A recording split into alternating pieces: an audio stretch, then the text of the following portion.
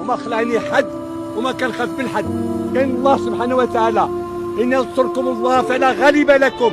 ما تنسوهاش المغاربة، الله وعدنا بالنصر.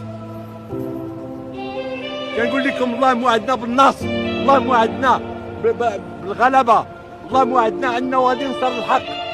الله فوق الجميع.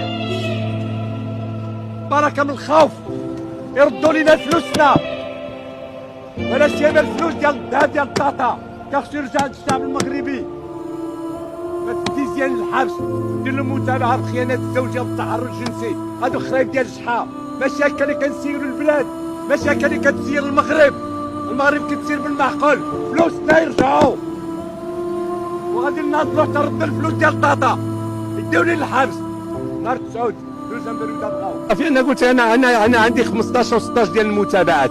استراتيجية التنمية ضمن تصور لا يقتصر على تقويم وتأهيل المجال، وإنما يتعداه إلى تأهيل كل مستويات الحياة الاقتصادية والاجتماعية.